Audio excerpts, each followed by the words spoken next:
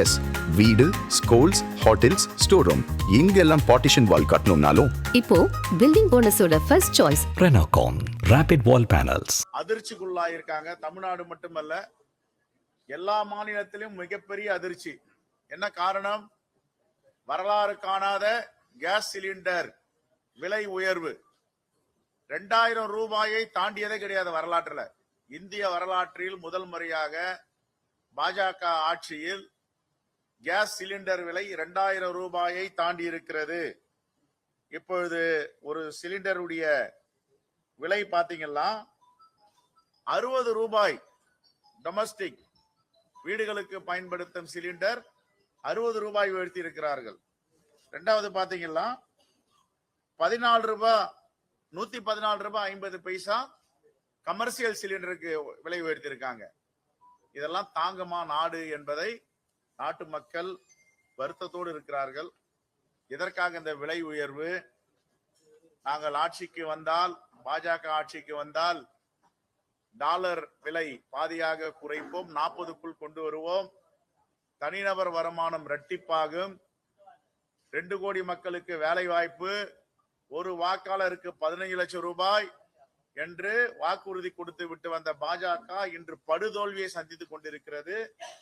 நமக்கு இருந்த வெளியுறவுத்துறை கொள்கை உரிமைகள் அனைத்தையும் அமெரிக்க அதிபர் டிரம்பிடம் அடகு வைத்து விட்டார்கள். இதுதான் பாஜகவுடைய ஆட்சி. இரண்டாவது பாருங்க, விலை உயர்வு என்றால் யார் முதல்ல குரல் கொடுக்கணும்? தமிழ்நாட்டுல எதிர்கட்சியா இருக்கு அதிமுக குரல் கொடுத்திருக்கணும். இதுவரை எடப்பாடி பழனிசாமி அவர்கள் ஏன் வாய் திறக்கவில்லை, மௌனமாக இருக்கிறார்?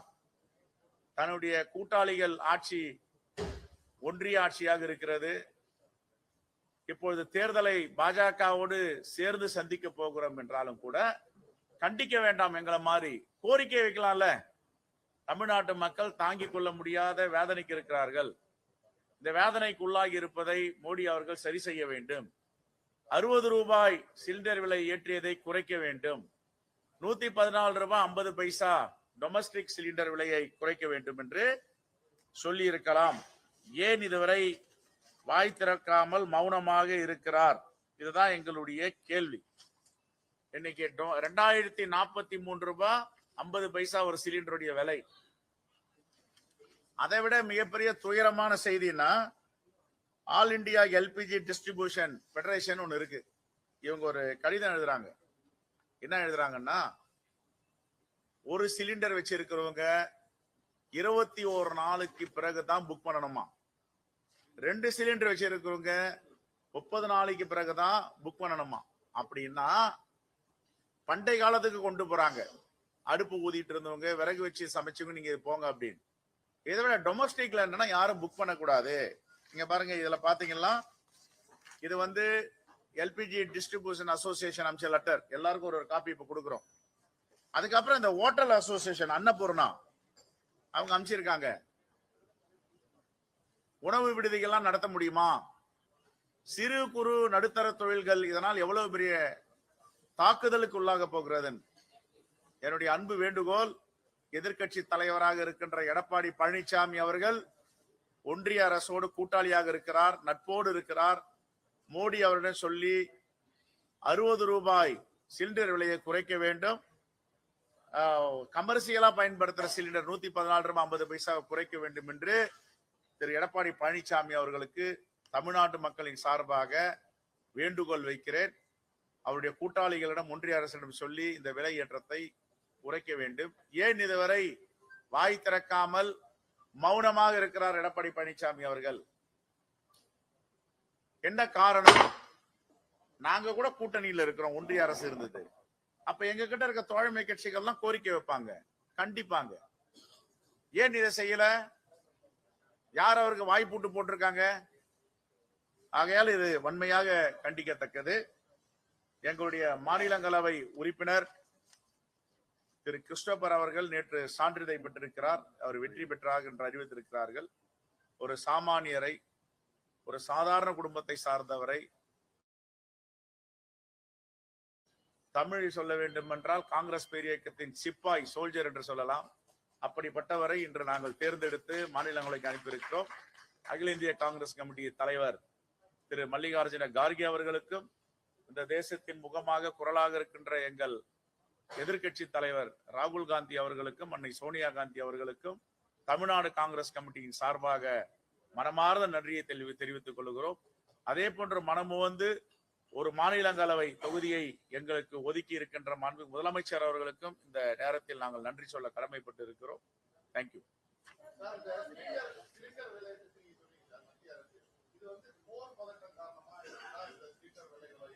Right right. விலை ஏற்றக்கூடாது. எது எதுக்கும் சப்சிடி கொடு. இப்போ பல லட்சம் கோடி அதானிக்கும் அம்பானிக்கும் வேவர் பண்றீங்கல்ல, வாங்கிய கடனை லட்சக்கணக்கான கோடிகள் தள்ளுபடி பண்ணிருக்கீங்கல்ல, அதெல்லாம் இந்த 60 ரூபாயை நீங்கள் அரசு ஏற்றுக்கொள்ள வேண்டும். மக்கள் தலையில சுமையை வைக்க கூடாது. அதுதான் எங்களுடைய கோரிக்கை.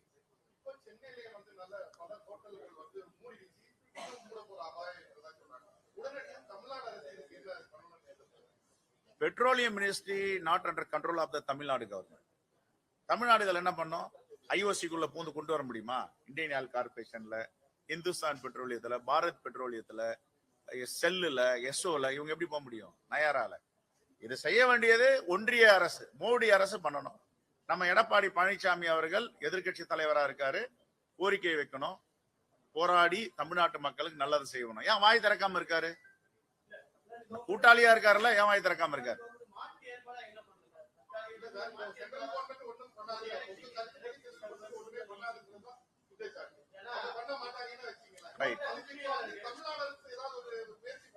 தமிழ்நாடு அரசு இன்னும் இறையில நான் கேட்கிறேன்.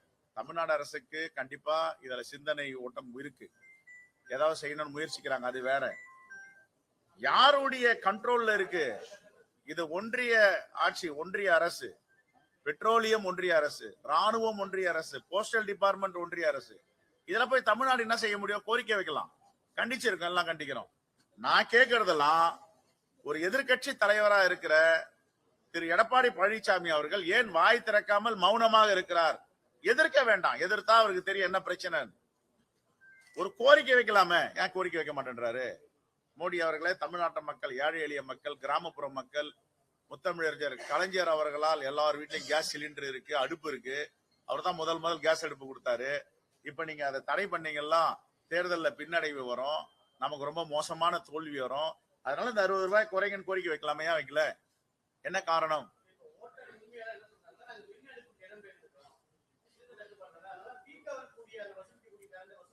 சார், மின் அடுப்பு போறதுன்றது வேற. அடுத்த கட்டத்துக்கு அவங்க நகரத்தான் செய்யணும், வேற வழி கிடையாது. இது மாதிரி இருக்கும்போது என்ன பண்ணணும்? மின் அடுப்பு, மின்சாரம் இல்லைன்னா என்ன பண்ணணும்?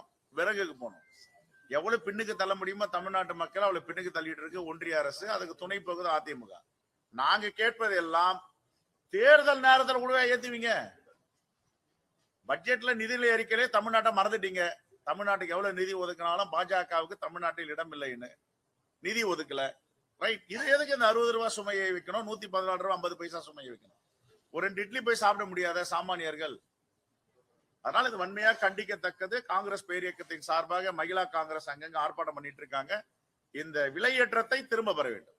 தேங்க்யூ.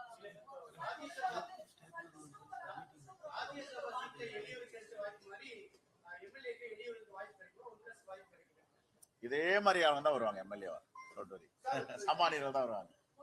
கட்சி தோழர்கள் தான் வருவாங்க.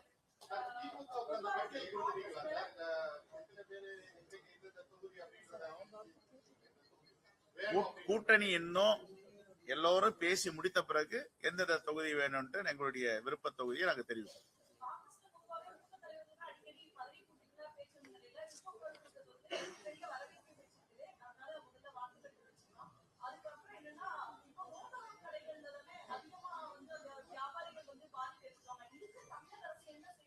ரோட்டோர கடைகள்ல சிலிண்டர் வச்சுதானே அடுப்பு வைக்கிறாங்க. எல்லாரும் ஒரு சிலிண்டர் வைப்பாங்க. அதான் இது ஒன்றிய அரசு தான் செய்யணும். பெட்ரோலியத்துறை தமிழ்நாடுடைய கட்டுப்பாட்டில் இல்லை, ஒன்றிய அரசு. அதே நேரத்துல இப்ப நான் கேள்விப்பட்டது தமிழ்நாடு அரசு இதை பற்றி ஆலோசனை நடத்தி வருகிறார்கள்னு. உங்களுடைய விருப்பமோ எங்களுடைய விருப்பமோ தமிழ்நாடு அரசு தலையிட்டு ஏதாவது முன்மாதிரியா செய்வாங்கன்ற நம்பிக்கை இருக்கு.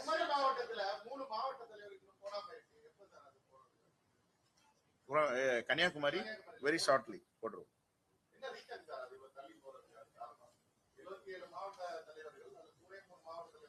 கன்னியாகுமரி எங்களுக்கு ஸ்பெஷல். அதான் வேற ஒண்ணு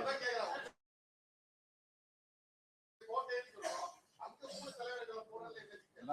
இல்ல இல்ல அங்க அங்க நல்லா பணியாற்றிட்டு இருக்காங்க. தேர்தல் அவங்களை தொந்தரவு பண்ண வேணாம் அப்படின்ற மாதிரி ஒரு பார்வை இருக்கு. இன்னும் ஒரு 2 3 நாள்ல தெரியும்.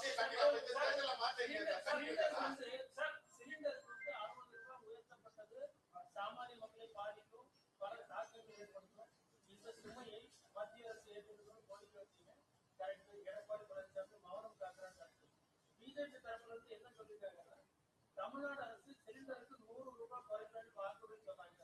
இந்த நெருக்கடியான காலத்துல எவ்வளவோ சலுகைகளை அறிவிக்கக்கூடிய தமிழக அரசு அந்த 100 ரூபாய் இப்ப குறைக்கலாம்னு கேட்கறாங்க. அவங்க சொல்றதுல ரொம்ப ரொம்ப நியாயம் இருக்குங்க. அவர்கள் சொன்ன வாக்குறுதிகளை 90 விழுக்காடுக்கு மேல நிறைவேற்றிருக்காங்க. அது வேற. நான் என்ன சொல்றேன், நீங்க எதற்காக இந்த காலகட்டத்தில் 60 ரூபாய் 114 ரூபாய் 50 பைசா ஏத்திக்கணும்னு நாங்க கேள்வி கேட்டா நீங்க போய் நீங்க குறைங்கன்னா என்ன அர்த்தம் இருக்கு? அதுல போகாதவருக்கு வழி காட்டக்கூடாது.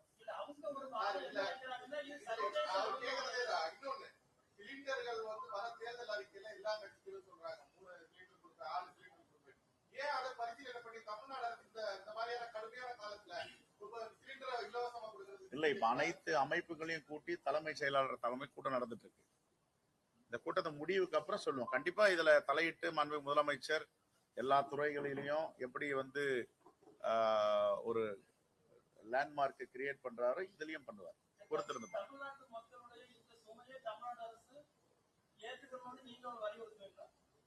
இது ஒன்றிய அரசு கட்டுப்பாட்டுல இருக்கிறதுனால நம்ம இதை வலியுறுத்த முடியாது. இது வந்து முழுக்க முழுக்க ஒன்றிய அரசுடைய கட்டுப்பாடு. இப்போ நம்ம தமிழ்நாடுடைய போர்ட்போலியோ தமிழ்நாடுடைய துறை அப்படின்னா நாங்க வேண்டுகோள் வைக்கலாம், போராட்டம் பண்ண எல்லாம் செய்யலாம். இது முழுக்க முழுக்க திரு நரேந்திர மோடி தாஸ் அவருடைய தலைமையில் இருக்க ஆட்சியில ஏத்திருக்காங்க. அதை குறைக்கணும்னு போராடி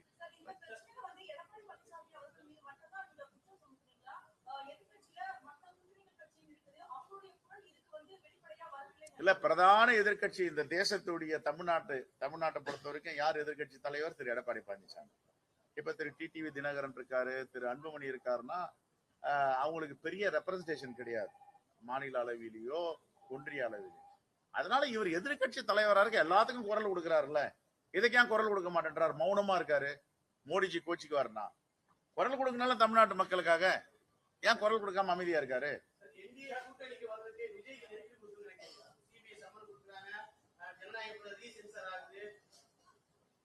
இத பத்தி எங்களுக்கு இத பத்தி கருத்து இல்ல.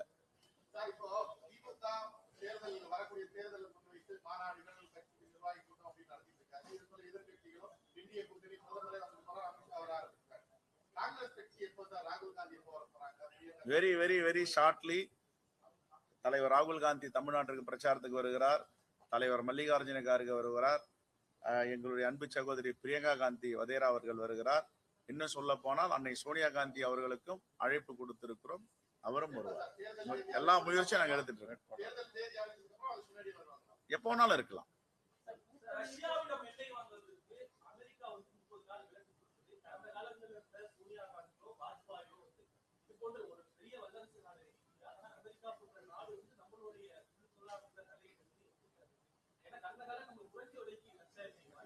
இப்போ இந்தியாவை வந்து ஆளுவது நம்முடைய பிரதமரா அமெரிக்க ஜனாதிபதியான்னு பார்த்தா அமெரிக்கா தான் இப்ப ஆண்டுட்டு இருக்கு. எப்படி வந்து நம்முடைய எதிர்கட்சி தலைவரான எடப்பாடி பழனிசாமி அவர்கள் ஜிஎஸ்டில கையெழுத்து போட்டாரோ, உதயமின் திட்டத்துல கையெழுத்து போட்டாரோ, நீட்ல கையெழுத்து போட்டாரோ, எல்லாத்தையும் தாரை வார்த்து கொடுத்தாரோ, அது மாதிரி அங்க இருக்கிற பிரதமர் நரேந்திர மோடி அவர்கள் அமெரிக்கா கிட்ட எல்லாத்தையும் ஒப்படைச்சிட்டார். இந்தியாவை ஆளுவது அமெரிக்கா. அதான் ஆண்டுகிட்டு இருக்காங்க.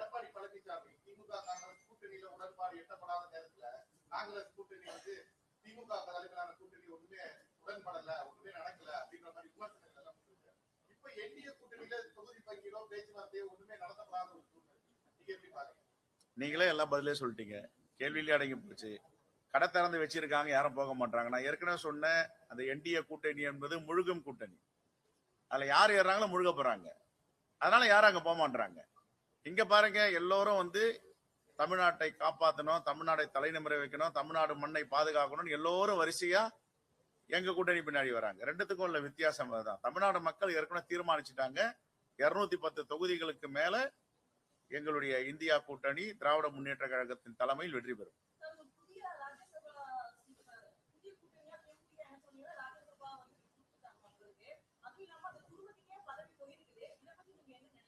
ஒண்ணுமே நினைக்கல.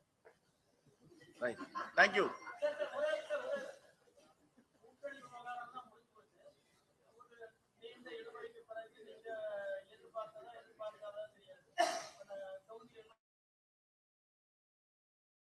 எதிர்பார்த்தது தான் இந்த கூட்டணி அமையும்.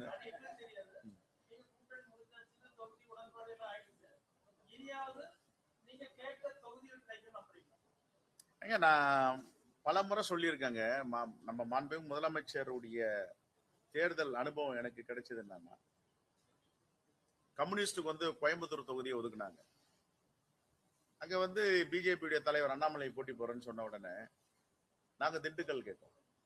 அப்ப திண்டுக்கல் எடுத்துக்கன்னு முதல்ல சொன்னாங்க. ஒரு அணுகுமுறையும் பார்க்கணும் நம்ம. அப்ப அங்க அண்ணாமலை வந்த உடனே அவரை ரொம்ப படுதோல்வி அடைய வைக்கணும், அந்த வலு கம்யூனிஸ்ட் கொடுத்துடக்கூடாதுன்னுட்டு எனக்கு காலையில போன் பண்ணி, முதலமைச்சர் இல்லைங்க இது மாதிரி இருக்கு, நம்ம கம்யூனிஸ்டுக்கு கூட்டணி கட்சிகளுக்கு பாரத்தை கொடுக்க கூடாது, அந்த பாரத்தை நான் ஏற்றுக்கொள்ளுகிறேன்னுட்டு அவர் ராஜ்குமார் என்ற மேயரா இருந்தவரை கோயம்புத்தூர்ல போட்டு ரொம்ப எளிதா சுலபமா படுத்துட்டே ஜெயிக்கக்கூடிய திண்டுக்கல்ல கம்யூனிஸ்டுக்கு கொடுத்தாங்க, சிபிஎம் கொடுத்தாங்க. இதுதான் மாண்புமிகு முதலமைச்சருடைய கடந்த கால வரலாறு. அந்த பார்வை, அவருடைய பார்வையை நான் ரொம்ப அதிர்ச்சியா பார்த்தேன். முன்னாடியெல்லாம் ஒரு காலத்துல எல்லாத்தையும் ஜெயிக்கிற தொகுதியை உங்களுக்கு கொடுத்தா எப்படி, இதையும் கொஞ்சம் எடுங்கன்னுவாங்க. இப்ப அப்படிலாம் கிடையாது. எங்க பிரச்சனை இருக்கு அங்க அவர் ஃபைட் பண்ண தயாரா இருக்காரு. தோழமை கட்சிகள் சங்கடப்படக்கூடாது, நல்ல தொகுதியை கொடுக்கணும்ன்றது இந்த ஒரு உதாரணம், திண்டுக்கல் கோயம்புத்தூர் உதாரணம். ஓகே, ஏற்கனவே கூட்டணி பேச்சுவார்த்தையின் போது திமுக எதிர்கட்சிகள் விமர்சனம் வைக்கிறாங்க. நீங்க ஜெயிச்ச 18 ஈரோடு கிழக்கு தவிர்த்து 17 தொகுதிகளிலே நீங்க வெற்றி பெறதுக்கான வாய்ப்பு மிக குறைவா இருக்கு. இது நீங்க வந்து திமுக கிட்ட பேசும்போது கூட நீங்க 18 பேரை தொகுதி மாறி நிக்கிற ஒரு சூழல் உருவாகும். இங்கெல்லாம் வந்து நீங்க அந்த இடத்துல கொஞ்சம் அதிருப்தியா இருக்கு வேட்பாளர்களுக்கு மேல அப்படின்னு உங்ககிட்ட சொன்னதாகும். நீங்க கூட இந்த தடவை தொகுதி மாறி எக்மோர்ல நிக்க போறதா ஒரு தகவல் வருது. எங்க கிட்ட யாரும் சொல்லல, நாங்களும் யாருக்கிட்டையும் சொல்லல. அதனால உங்க மனசுல என்ன தோணுதோ எல்லாத்தையும் நீங்க சொல்லி இருக்கிறீங்க, இதையும் பரிசீலனை பண்ணுங்க. தேங்க்யூ.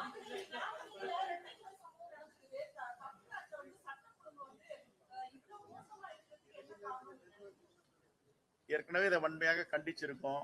இனி வரும் காலங்களில் இப்படி நடக்கக்கூடாதுன்னு சொல்லியிருக்கோம். ஒருத்தன் ஃபுல்லா குடிச்சிட்டு வந்து ரோட்ல போறவங்க வரவங்க எல்லாம் பைத்தியகாரத்தனமா விட்டுறான்னா அந்த கோழையுடைய செயலை பார்த்து ஒட்டுமொத்த தமிழ்நாடே சட்டம் கெட்டு போயிருக்குன்னு சொல்ல முடியாது. இதெல்லாம் யாரும் வந்து சரின்னு சொல்லலை, தப்புதான், நடக்கக்கூடாது, கண்டிக்கிறோம். இனி வரும் காலங்களில் எங்கேயும் எவனும் கத்திய தூக்கக்கூடாது, துப்பாக்கிய தூக்கக்கூடாதுன்னு சொல்லிட்டு இருக்கோம். வன்முறையை ஒருபோதும் ஆதரிக்க மாட்டோம். ஆனா இது இன்னும் அந்த உளவுத்துறை எங்கெங்கெல்லாம் இது பிற நபர்கள் இருக்காங்கன்னு, குறிப்பா எங்க டென்ஷன் டிஸ்ட்ரிக்ட் இருக்கோ அதை இன்னும் சீர்தூக்கி பார்த்து ஆய்வு பண்ணி இனி வரும் காலங்கள் நடக்கக்கூடாது.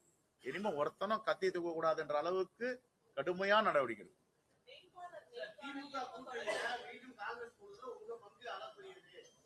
அப்படின்னா எல்லோருடைய எங்க நான்லாம் ஒண்ணுமே கிடையாது. எங்க அகில இந்திய தலைமை முடிவு இருந்தது, நான் அதை இம்ப்ளிமெண்ட் பண்றேன். என்னுடைய பங்களிப்புலாம் ஒண்ணும் கிடையாது. அகில இந்திய தலைமை தான். இப்போ முதல்ல வந்து தொகுதிகளை நாங்க தேர்ந்தெடுப்போம். தொகுதிகளை தேர்ந்தெடுத்த பிறகு வேட்பாளர் நேர்காணல் நடக்கும். முதல் முறையா இஸ்லாமியர்களுக்கும் கிறிஸ்தவர்களுக்கும் மைனாரிட்டிக்கும் நிறைய முக்கியத்துவம் கொடுத்திருக்கோம், பட்டியலின மக்கள் கொடுத்திருக்கோம். அதே மாதிரி இந்த சோசியல் இன்ஜினியரிங் சமூக நீதி பார்வையோடு வேட்பாளர்கள் தேர்வு இருக்கும். நீங்க ஒன்னா வாங்க, பரிசீலனை பண்றோம். நீங்க வரீங்களா? தேங்க்யூ.